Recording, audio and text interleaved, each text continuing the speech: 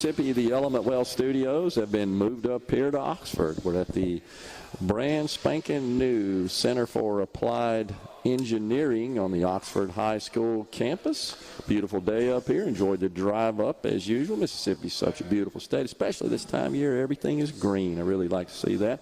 And joining us now on the set, Senator Nicole Akins-Boyd and also Representative Clay Deweese. Senator, Representative, thanks for coming on. Thank you for having us. Thanks for being here. This is a big day for Oxford, your district, Lafayette County, and this facility is incredible. What do you think, Senator? Super excited. They have worked long and hard for a number of years, really tuning in, looking to see what the industry needed in this area, looking to see what role they could play in that, and then being able to offer these incredible educational opportunities to students. That's what impressed me, Representative Deweese, the most is when I talked to Superintendent Robertson and I asked him that question, did they consult with the private sector? Go talk to employers. What do you need out there exactly? Which is what education should be doing. And he said absolutely. They had a lot of input into the process and were influential in the creation of the curriculum and the facility itself. So good work here in Oxford. That's right, Gerard. I was speaking with the builder of the building earlier here at the reception, and he was telling me all about their labor market and what they're looking to hire, and they can use this facility, and the guys that can come out of this program can go directly to work for them, and their superintendents are the highest paid positions in their company. And just knowing that we're creating that here, and that Superintendent Robertson was out, and previously Superintendent Harvey was out, meeting with local business owners, seeing what they needed. It's great for our community. Senator, have you talked to some of your constituents? Does this facility come up in your discussions with them? They got to be excited about this being right here in their backyard. They are absolutely thrilled about this being in the backyard. Also, too, we have this facility, and then we have our culinary arts program that's just across the way here. And there's such a need in our community for all of these vocational expertise, and so they are ready to put these young people to work immediately. And so I can't really brag on the school district and the administration and the board enough for really strategically looking what the needs of the community are and very responsibly laying out a plan that needed to be for this community. Yeah, totally agree. And Representative Deweese, I'm sure you've seen the reports from Auditor Shad White about the so-called brain drain in the state of Mississippi, but part of the goal of this facility, this curriculum, is to produce graduates with marketable skills right here in the community, stay in the state, make their home here, start their families, and become producers for the state of Mississippi.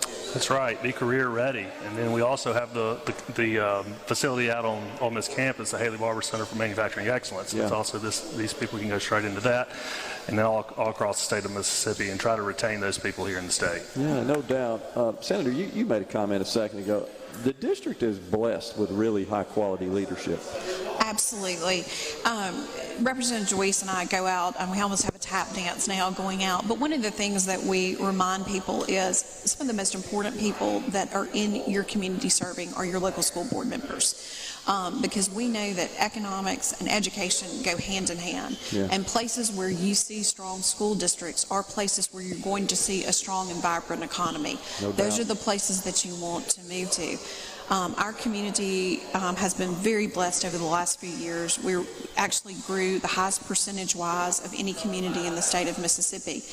And that's in response to having two strong local schools here and great leadership at those schools. So we're honored to kind of represent them and serve in that capacity. It's amazing how that connection always seems to produce the best outcomes and that integration.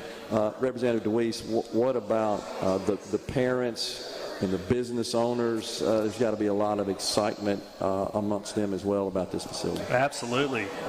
These small business owners here in town, especially these construction jobs, with growth come these opportunities for people. I'm in the real estate business in town, and just seeing more and more growth here, it trickles down to everybody. And we're just blessed. Well, we see lots of job openings, and I know folks out there that need various skills to complete projects and jobs around their businesses, their facilities, their homes, etc. It just seems like you got to get on the list and wait. And part of the goal of this facility and this curriculum is to increase the supply of labor so that we can shorten those cycles.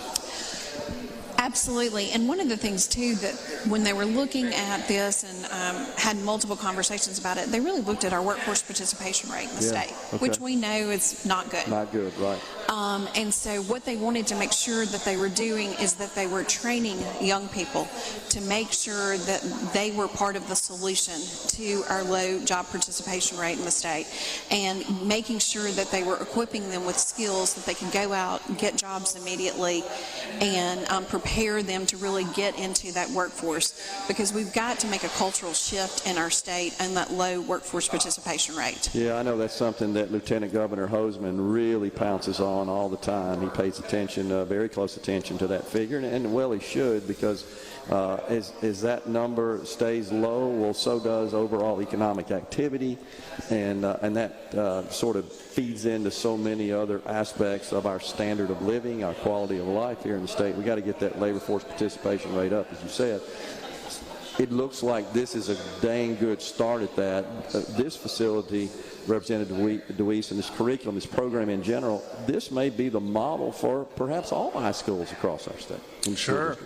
Ryan Miller, the director of Accelerate Mississippi, has been here. I know he's coming on with you later on, and I think he'll really speak to that note. But just the community, the center here, as well as Northwest Community College is here, the university, this is something that we would love to replicate across the state. Yeah.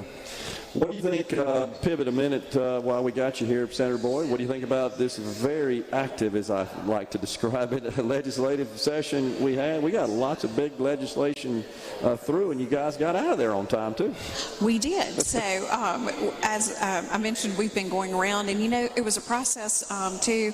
It was a little bit like sausage being made, as people typically say, but it's supposed to be. It is. And I think that those issues that we fought out vigorously, we were fighting ideas.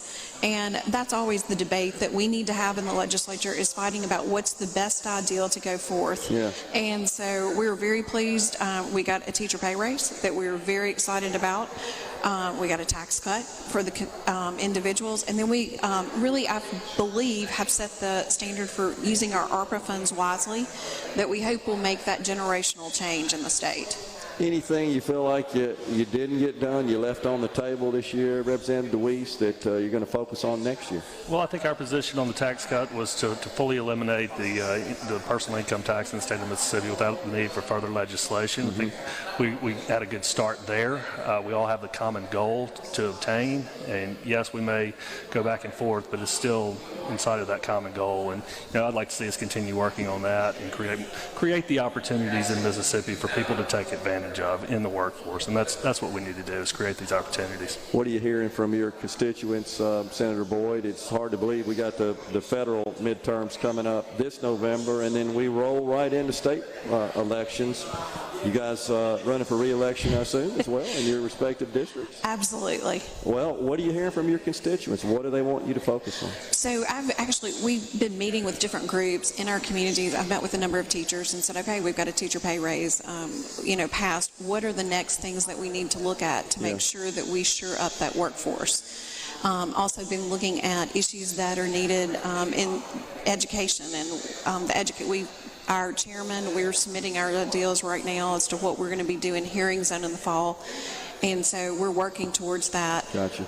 We're already all working on legislation for next year. So. Gotcha. Well, I'm sure it'll be another busy session as well. And you got any quick thought, Representative Deweese, about the midterms? You think the Republicans are going to turn the House over? Well, first off, my answer is yes. I will be running for re-election. I want to make sure be clear on that. You would be remiss as a political leader if you didn't get that in there. The midterms, we certainly are anxious to see what happens in the House, and hope the Republicans can turn the House over. Yeah. Senate, what do you think about that? Yeah. It'll be close. Absolutely. Yeah.